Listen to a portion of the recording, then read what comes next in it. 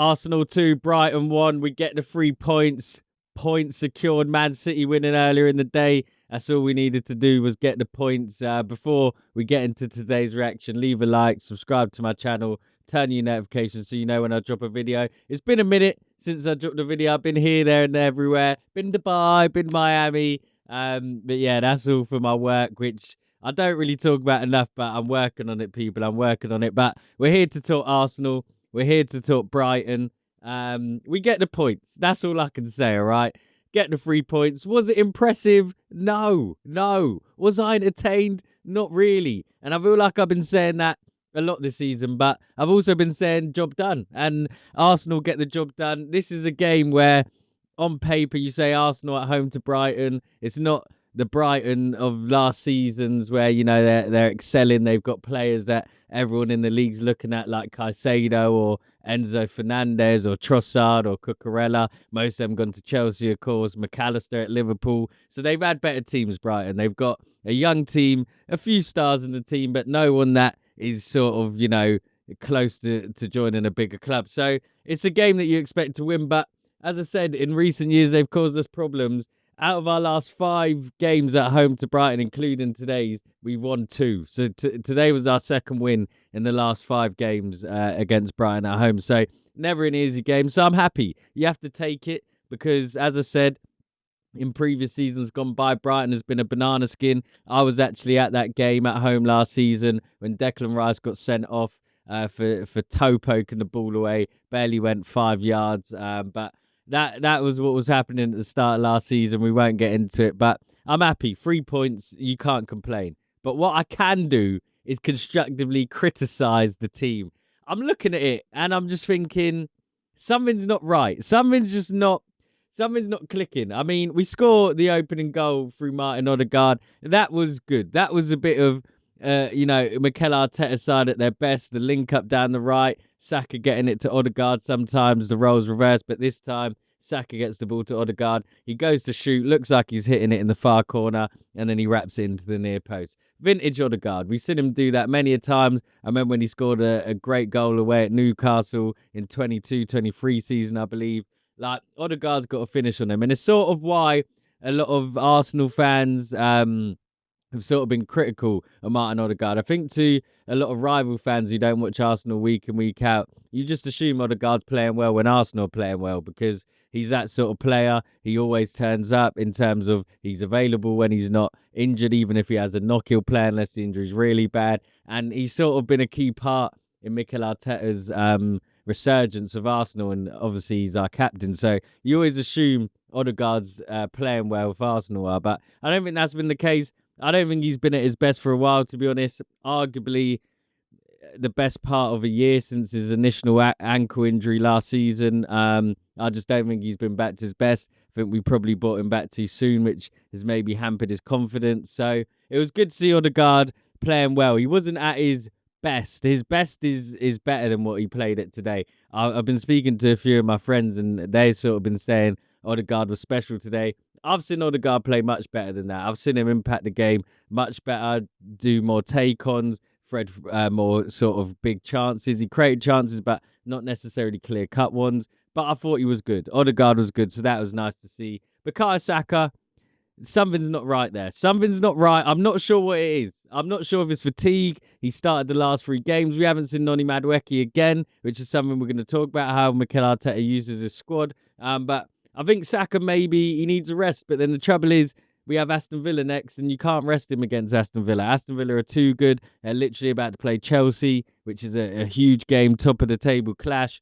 It'll be interesting to see what happens there. If Aston Villa beat Chelsea, they're going to be itching to beat Arsenal as well. And I think they're 2 games which will ultimately determine how serious Aston Villa should be taken this year. If they can get a result against Arsenal and Chelsea, even if they draw both games, I mean, they're big results for them. So we can't rest Saka in our next game, which for me is a problem, okay?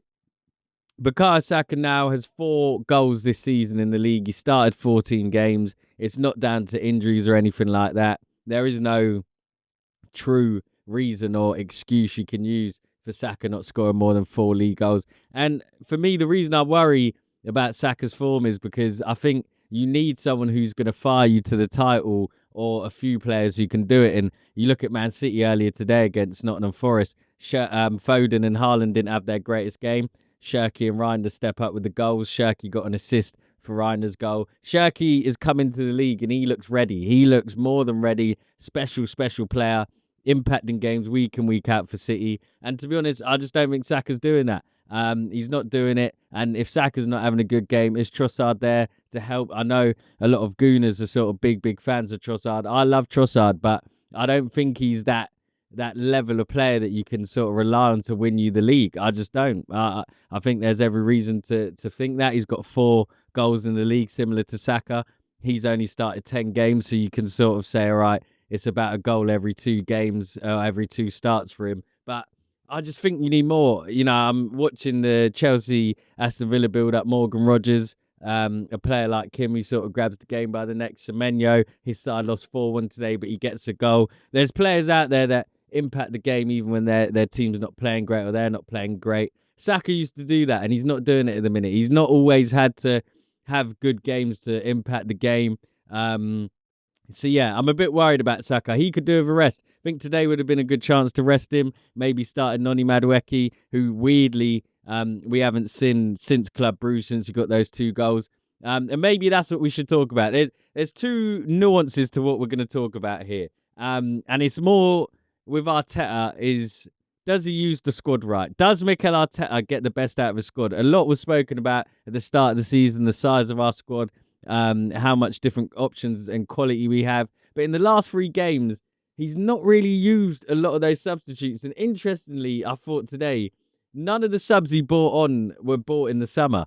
None of them. Martinelli came off the bench, Gabriel Jesus and Gabriel. And then on the bench, you're leaving the likes of Madueke, Norgard, Eze on the bench, all new signings. And Wanyeri doesn't get off the bench again. Big problem for me that. I'm going to talk a bit about Wanyeri in a second, but I just worry Arteta's not utilising the squad. We've got the players, we've got the options on the bench. Could you pull Odegaard off? Could you pull Saka off? I get it. I do get it. You want the most trustworthy squad, the most experienced players, experience maybe in terms of playing under Mikel Arteta.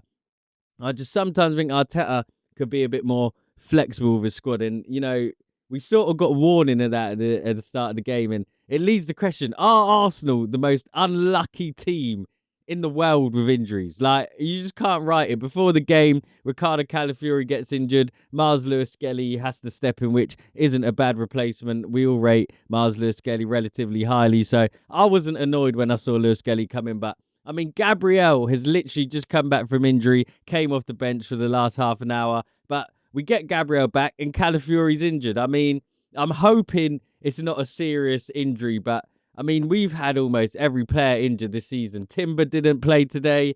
Ben White's injured again. Calafiori. Gabriel's just come back from injury. We've had the likes of Odegaard missing at points. Saka's missed game time. Jesus, Havertz. I mean, the injury list is mad. Mascara. I'm not sure I even said Mascara. You've had so many injuries to our players that it's just like, how unlucky can we actually be? Hopefully, the Calafiori injury isn't serious. Hopefully, it's not. Because we need him. He's important. Nkapie is new to the league. I don't think we want to put too much pressure on him. Miles Lewis-Skelly's still only 18 years old, I believe. So we don't really want to be relying on him too much, putting that pressure on him. Although, I believe that's the sort of pressure you can handle. But another injury, and it's tiring. I'm hoping Calafiori's fine because we've got, as I said, big games coming. We've got Aston Villa, Bournemouth, and then Liverpool coming up. So hopefully that's not a big injury and he can come back. But as I say, 3 points. I don't really know. You know, there's not really much more to say on this game, to be honest, because we've won. But it's not it wasn't impressive. It was nervy. I wasn't comfortable at any point really watching that game. Sort of in the last half an hour, to be fair. When we got the second goal, I was comfortable. But even the second goal, it's an own goal. We're not exactly going out and just smashing teams. We're relying a lot on sort of things going for us. But that's okay. You do need a little bit of luck to win the league. If that's the luck we need to win the title, then so be it. Man City, as I mentioned before, they remain 2 points behind us. They're on a crazy winning run. I mean, it's not looking good. I'll be honest. City on this winning run, it always just makes me think, Here they go again. Here they go again. And I've said it's Haaland and Pep, but Shirky, man, what a player Ryan Shirky is. I mean, I've always heard of Shirky. I've always heard his name mentioned. Obviously playing in Lyon, out in France. I've always heard mentions of Shirky. Heard he's technical, but I didn't think he was this good. This is a very special player because he's come into the Premier League, and I think he's adapted his game already. He's already a little bit more efficient with how he plays in terms of he gets passes out of his feet quick. He's not always doing a trick. He does a trick if he feels like it helps rather than just if he wants. Against West Ham last week, he was winning the ball back with skills. He was literally doing a 2-touch interception. I was like, this guy's taking a piss. And getting balls, just threading balls through. And yeah, Ryan Shirky's a problem. Man City are a problem. Pep Guardiola looks like he's got the fight back. And as I say, Aston Villa sitting on 36 points, 6 points behind us, about to play Chelsea. Hopefully that ends in a draw because we don't want Chelsea getting any closer to us. There on 29 points. But I mean, the league's there. The league title's there. It's in our hands. It's up to us. And no excuses this year. And we get the 3 points against Brighton. I'm happy. I'm sure you people are happy. On to Aston Villa in midweek. But I'll leave it there. Thanks for watching, people. Like, subscribe to my channel. I'm going on Footy Judge Mo's live later tonight at 9:30 p.m. UK time. So I'll catch you there. Leave a like, subscribe to my channel, turn your notifications, and I'll see you next time. Peace!